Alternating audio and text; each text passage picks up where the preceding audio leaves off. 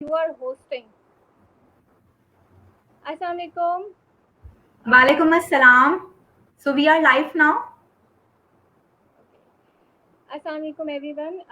This is Maryam Farhad और आज हमारे साथ जो गेस्ट है वो है एक साइकोलॉजिस्ट मिस अनुषा आमिर अली, जो कि मैनेजर भी है उम्मीद थेरेपी एंड रिहैब सेंटर की। आज हमारा लाइव जाने का जो मकसद है, हम लोग एक बहुत इम्पॉर्टेंट टॉपिक को डिस्कस करें जो कि ह्यूमन साइकोलॉजी से रिलेटेड है, एंजाइटी एंड कोविड-19।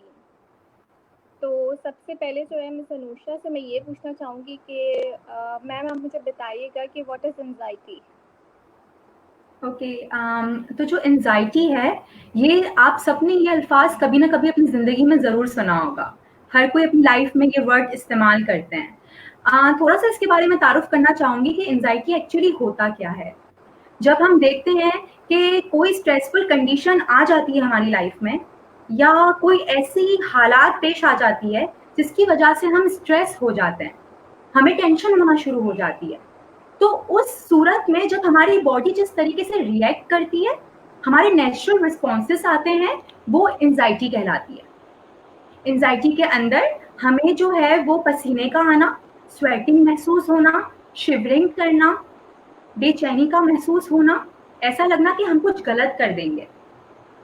इसके अंदर हमें अक्सर औकात डर महसूस होने लगता है, टेंशन, एक फियर आ जाता है हमारे अंदर कि हम कुछ भी करेंगे उससे कुछ गलत हो जाएगा, या आने वाले कल में यानी फ्यूचर ओरिएंटेड सोचना शुरू कर देते हैं। व्हाट इफ, अगर मैंने ऐसा किया या अगर जिंदगी में ऐसा हुआ तो क्या होगा।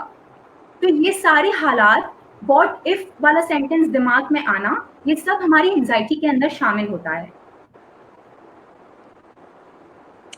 और लाइक वो क्या सर्कमस्टांसेस होते हैं, वो क्या सिचुएशंस होती हैं, या वो क्या चीज़ें होती हैं जो एक इंसान में अगर उसके अंदर लाइक कहीं भी अंडरलाइंग एक एंजाइटी है और वो उसको ट्रिगर करे? ओके देखिए, जैसे कि अगर मैं इसको लिंक करूं आजकल कोविड-19 जिससे हम सब गुजर रहे हैं, और ये हमारी लाइफ के अंदर एक ऐसी सिचुएशन है जिससे आई थिंक ऐसा कोई शख्स नहीं होगा कि वो एक बार भी एंजाइटी जिसको ना हुई हो। तो किस तरीके से हम एंजाइटी को कोविड-19 से रिलेट कर सकते हैं, इसमें हम इस तरीके से रिलेट कर सकते हैं कि आपको आइडिया होगा कि जब कोविड-19 को WHO ने एक ग्लोबल पैंडेमिक का नाम दिया है, ये एक आलमी वबा है जो पूरी दुनिया में फैल चुकी है, और ना सिर्फ इसमें जो जिनको वायरस ने एक नुकसान पहुंचाया है, ना सिर्फ उन्होंने अपने आप को घरों में या क्वारंटाइन कर लिया है, लेकिन वो लोग जो बिल्कुल हेल्दी हैं लेकिन उनको इस जो कोविड-19 से बचने के लिए अपने आप को क्वारंटाइन करना पड़ गया है, तो वो सबको एंजाइटी हो रही है कि अगर वो बाहर गए तो उनके साथ क्या होगा, अगर वो बाहर गए तो उन्हें कभी भी कोविड कोरोना हो सकता है। पहली चीज तो ये होती है जिसकी वजह से एंजाइटी होती है। दूसरी चीज ये होती है कि व्हाट इफ, क्या अगर मुझे कोविड-19 हो गया तो क्या मैं मर जाऊंगा या मैं जिंदा रहूंगा, यानी मुझे क्या होगा। और अगर मुझे अव्वल तो अगर कोविड-19 हो गया तो फिर कैसे मैं इससे बचूंगा या मैं निकलूंगा, मेरी फैमिली का क्या होगा, मेरे आसपास के लोगों का क्या होगा। तो ये सब चीजों से एंजाइटी हो जाती है। दूसरी बात ये कि अगर मैं घर में बैठ जाता हूँ तो मेरी जॉब में खो दूंगा, या मैं जो है वो अपने घर के अफराद को किस तरीके से उनकी जरूरत की चीजें प्रोवाइड कर सकता हूँ। आपने देखा होगा कि जब शुरू के दिनों में जब कोविड-19 अनाउंस हुआ और सब लोग जो है वो क्वारंटाइन हो गए थे, तो जो रिसोर्सेज थे उनकी स्कार्सिटी होने शुरू हो गई थी, तो उसकी वजह से पैनिक क्रिएट होने लगा था एनवायरनमेंट के अंदर कि व्हाट इफ अगर टिश्यू पेपर खत्म हो गया है, मैं कैसे रह सकूंगी टिश्यू पेपर के बिना। व्हाट इफ अगर सैनिटाइजर्स खत्म हो गए तो how would I cope up with that. What if अगर खाने की अशिया या सब चीजें जो है वो कम हो जाती हैं, मतलब तो मैं क्या करूंगा, मैं कैसे जिंदा रहूंगा। इसके साथ सबसे मेन वजह जिसकी वजह से एंजाइटी होती है वो ये है कि हमें जो ना सोशल डिस्टेंसिंग तंग कर रही है, परेशान कर रही है कि हम कैसे अपनों से, जैसे लेट सपोज कोई भी एक फैमिली मेंबर किसी और दुनिया के हिस्से में है, तो हम उनसे कैसे राब्ता कर सकते हैं, फिजिकली कैसे मिल सकते हैं, हमें उसकी टेंशन फील होना शुरू हो जाती है। हमारे करीबी लोग, फ्रेंड्स, उनसे हम नहीं मिल पाते हैं। तो ये भी एक वजह है जिसकी वजह से एंजाइटी होने की जो है वो हमें नजर आती है कि चांसेस बढ़ जाते हैं। और इसके साथ जो है वो एंजाइटी हमें इस सूरत में भी होती है कि हम ट्रैवलिंग नहीं कर पाते हैं, ठीक है ना, इधर से उधर हम नहीं जा सकते हैं, ठीक है। तो अगर आपको कोई और चीज जो है वो अगर कोई पूछना चाहता है तो वो हमें इनबॉक्स या मैसेज भी कर सकता है एंजाइटी रिलेटेड। Okay, right. और लाइक क्या ये नॉर्मल है कि अगर किसी को एंजाइटी होती है, या फिर या ये एक मेंटल इलनेस है? ये आपने बहुत एक अच्छा क्वेश्चन पूछा है। अक्सर लोगों को इस मामले में कंफ्यूजन होती है कि अगर हम एंजाइटी महसूस कर रहे हैं तो क्या हमें मेंटल इलनेस तो नहीं हो गई है, क्या हमें मेंटल डिसऑर्डर तो नहीं हो गया है। तो I wanted to make you clear that अगर आपको एंजाइटी हो रही है इसका मतलब ये नहीं है कि आपको मेंटल इलनेस भी है। Anxiety is a very normal phenomena कि कभी भी स्ट्रेसफुल कंडीशन हमारी लाइफ में आएगी हमें एंजाइटी फील होगी, क्योंकि ये हमारी बॉडी का एक रिएक्शन है जो कि इजीली आपको नजर आ सकता है। तो आपको इसको मेंटल इलनेस का लेबल नहीं करना है अपने आप को। लेकिन अगर एंजाइटी आपकी लाइफ को बहुत ज्यादा असर कर रही है, आपकी डेली फंक्शनिंग में उससे असर हो रहा है, आपको हर काम करते वक्त प्रॉब्लम हो रही है, आपकी भूख मर चुकी है, आपको रातों में नींद नहीं आ रही है और ये कंटिन्यूस बहुत दिनों से हो रहा है, then you need a professional to guide you that what is the real problem in that case. तो फिर हम एंजाइटी डिसऑर्डर की तरफ जाएंगे, otherwise anxiety is a normal phenomena. और मैं इस सवाल से भी पूछना चाहूँगी आपसे कि जो स्पेशल बच्चे होते हैं तो ऑब्वियसली उनको हर चीज़ बहुत ज़्यादा इफ़ेक्ट करती है।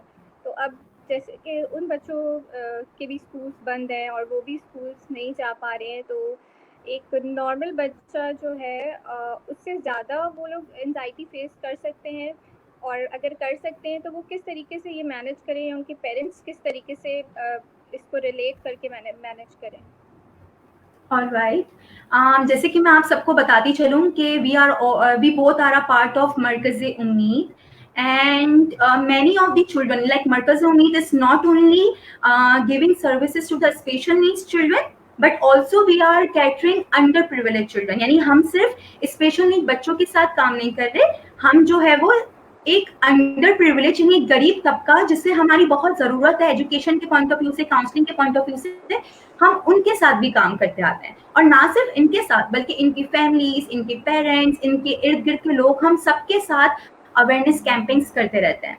अब जबकि ये कोविड-19 आ गया है तो हम अपनी सर्विसेज यानी कि हम उन्हें अपनी फिजिकल सर्विस जो कि वो मरकज़ उम्मीद में आके ले चैलेंजिंग फिनोमेना है। जब ये चीज फेस करनी पड़ी है तो हमारे जो लोग हैं जो घरों में रहते हैं उन्हें लाजमी एंजाइटी पेश आ रही होगी। यानी कि वो गरीब तबका जो एक रूम के अंदर एक पर्टिकुलर एक रूम के अंदर, यानी बहुत सारे ऐसे गरीब लोग हैं जो कि एक रूम में रहते हैं, बहुत सारे ऐसे लोग हैं जिनके पास एक या दो रूम के अलावा और कोई जगह नहीं है जहाँ पे वो रह सकें या अपने डेली कामों को कर सके, ना उन्हें फ्री स्पेस मिलता है, तो उन्हें लाजमी एंजाइटी हो रही होगी। हमारे पास ऐसे बहुत से स्पेशल नीड्स बच्चे हैं जो कि उनके पेरेंट्स को सैल्यूट है कि वो एवरी डे एवरी टाइम वो लोग उस बच्चों का ख्याल कर रहे हैं। यानी उनके पास कुछ लम्हे भी नहीं है दिन के जब वो फ्री रह सके, यानी कोई काम कर सके फ्री रहकर। उन्हें एवरी टाइम स्ट्रगल करनी पड़ रही है, चैलेंजेस देखने पड़ रहे हैं, उनके बच्चों के मूड स्विंग्स, अगर कोई मेल्टडाउन हो रहा है तो उनको उसको भी हैंडल करना है। लाजमी तौर पर यह होता था कि जब यूजुअली बच्चों के शेड्यूल्स बने हुए होते थे कोविड-19 से पहले, तो बच्चे नॉर्मली स्कूल आ जाते थे या अपनी काउंसलिंग सेशंस ले लेते थे या कोई एक्टिविटीज करने चले जाते थे, तो उनकी एक शेड्यूल होती थी, तो पेरेंट्स इजीली मैनेज कर पाते थे। लेकिन अब ना सिर्फ बच्चों को एंजाइटी हो रही है लेकिन पेरेंटल एंजाइटी भी एक पीक पर पहुंच चुकी है। पीपल डोंट नो, इवन हमारे स्पेशल नीड्स बच्चों को नहीं मालूम किस तरीके से अपनी एंजाइटी को एक्सप्रेस कर सके, उन्हें ही नहीं मालूम, उन्हें ही नहीं पता कि उनके साथ क्या हो रहा है। इवन पेरेंट्स को समझ नहीं आ रहा कि वो अपने बच्चों को किस तरीके से समझाए। Even parents are like shouting on their kids जब उनसे हैंडल नहीं हो रहा, या वो ब्लेम करने लगते हैं कि ये हमारे साथ, हमारे पास ये ऐसे बच्चे क्यों हैं, या why we are dealing with this children, या उन्हें ऐसा लगता है कि लाइफ में और प्रॉब्लम्स क्यों क्रिएट हो गई हैं जब हर चीज बिल्कुल एक स्मूथ वे में चल रही थी। ये एक नॉर्मल फिनोमेना है। अगर ये ऐसे मनफी ख्यालात यानी नेगेटिव थॉट्स किसी के जहन में आ भी रहे हैं, दैट इज कंप्लीटली नॉर्मल। जब हमारी लाइफ में स्ट्रेसफुल कंडीशंस आती हैं तो मनफी ख्याल जो कि हमारी सोच में होती है, यानी हम जो सोचते हैं, जो महसूस करते हैं या जो बिलीव करते हैं, वो सब नेगेटिविटी की तरफ चली जाती है। उस सूरत में हमें सबसे पहले क्या करना चाहिए? हमें सबसे पहले तो ये देखना चाहिए कि हम यह सोचना चाहिए, कंट्रोल करना चाहिए अपने थॉट्स पर, और ये सोचना चाहिए कि हम क्या सोच रहे हैं। यानी हमें पहले उसके ऊपर मालूम होना चाहिए कि हम क्या सोच रहे हैं। सोचने के बाद हमें ये देखना है कि वो किस किस्म के जो थॉट्स है वो हमें आ रहे हैं और उसे कैसे हम स्टॉप कर दें, और किस तरीके से उसे रेगुलेट करते हुए हम ये देखें कि क्या चीज है जो कि पॉसिबल है हमारे इस मोमेंट के अंदर, जो हम कर सकते हैं।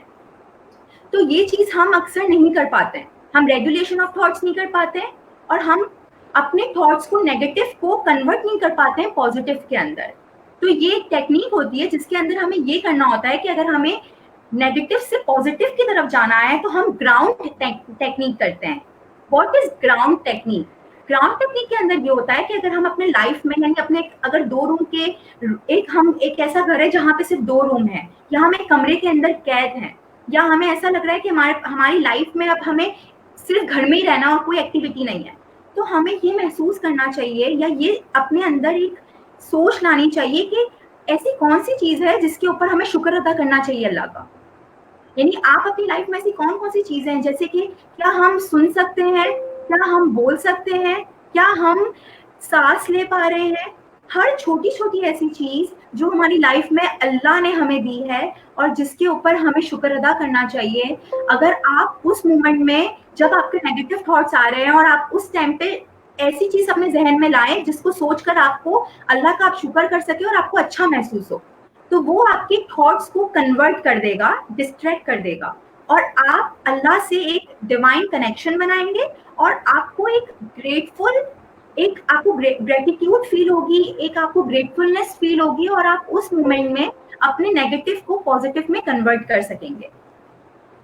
इसके अलावा अगर आपको ऐसा लगता है कि आपके पास रिसोर्सेस नहीं है अपने बच्चों को डील करने के लिए, तो आप उस सूरत के अंदर आप ये देखें कि आपके पास क्या चीज अवेलेबल है। ऐसा बिल्कुल भी नहीं हो सकता कि आपके घरों में बर्तन ना हो, ऐसा बिल्कुल भी नहीं हो सकता कि आपके घरों में बेसिक दालें ना हो, ऐसा बिल्कुल भी नहीं हो सकता कि आपके घरों में बेसिक स्टेशनरी, एक पेंसिल, एक कलर या ये चीज भी मौजूद ना हो। ऐसा बिल्कुल नहीं हो सकता कि आपके पास एक रफ पेपर भी मौजूद ना हो, और ऐसा बिल्कुल मुमकिन नहीं है कि आपके पास कोई भी ऐसी जरूरत की, कोई एक कपड़े का पीस तो होगा या कोई धागा होगा, कुछ भी ऐसी चीज जो आपके पास मौजूद है, कोई भी ऐसी चीज, चाहे एक कलर मौजूद हो, बेशक एक पेंसिल ना हो, या एक पेंसिल मौजूद हो, बेशक एक कलर ना हो, आप उसको क्रिएटिवली यूटिलाइज करें। आप सोचें आप किस तरीके से क्रिएटिव हो सकते हैं उस एक पर्टिकुलर चीज के साथ। उसके लिए आपको ग्रेटफुल होना पड़ेगा। ग्रेटफुल होना पड़ेगा क्या चीज आपके पास मौजूद है। अक्सर औकात हम जो लोग होते हैं ना, हम हमेशा वो चीज के बारे में सोचते हैं जो हमारे पास नहीं है।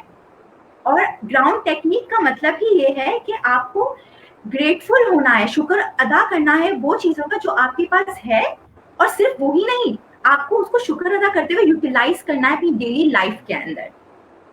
तो इस तरीके से हम अपने बच्चों को डील कर सकेंगे। अगर आपके पास दालें हैं तो आप अपने बच्चों को सिखाएं कि किस तरीके से वो एक कंटेनर से दूसरे कंटेनर में दालों को काउंट कर सकते हैं, डाल सकते हैं, पल्सेस के ऊपर कलरिंग कर सकते हैं हम पल्सेस को।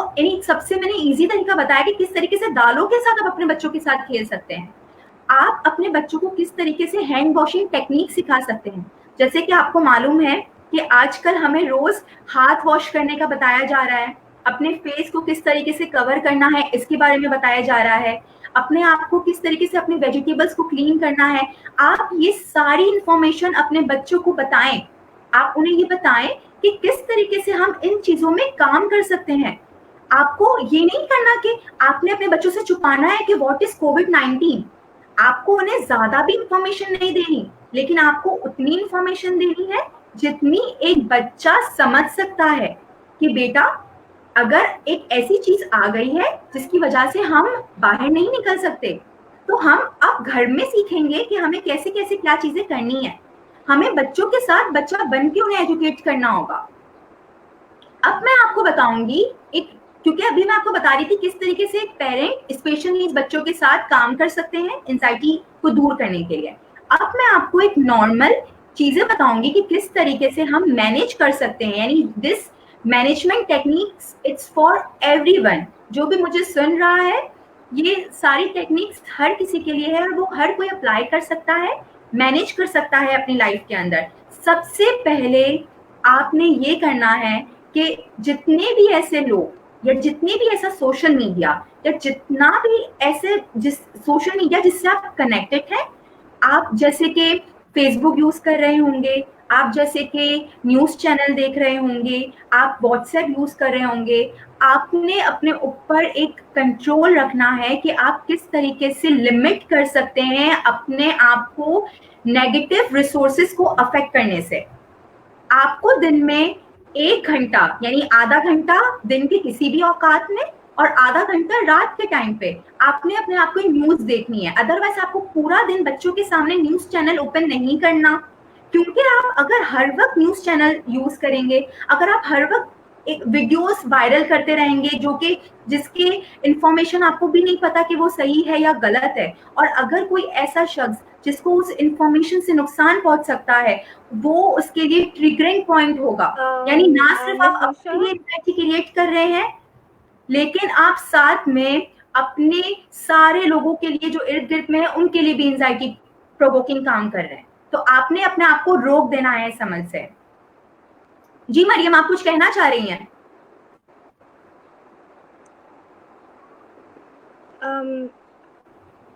आई गेस आपने बहुत अच्छी टेक्निक्स बताई हैं जो कि पेरेंट्स को ज़्यादा हेल्प होंगी, और इसके अलावा जो है बहुत सारे लोग इसको यूज़ में ला सकते हैं एंजाइटी को कम करने के लिए या फिर एंजाइटी को रिमूव करने के लिए। it was a great I guess we will take you live again inshallah। Maryam, तब I तक के wanted लिए to मैं Mariam, I wanted to add few more points just to make them aware. Just I wanted to add 2-3 points more if you allow me at this point in time. Do we have time to continue more I guess points? we can write it in a post because आवाज़ जो है बहुत ज़्यादा distortion आ रही है, तो फिर मुझे भी सुनने में थोड़ी मसला हो रहा है इस वजह से। So what we have to do now? Like, can we continue or should we stop our video at this point in time?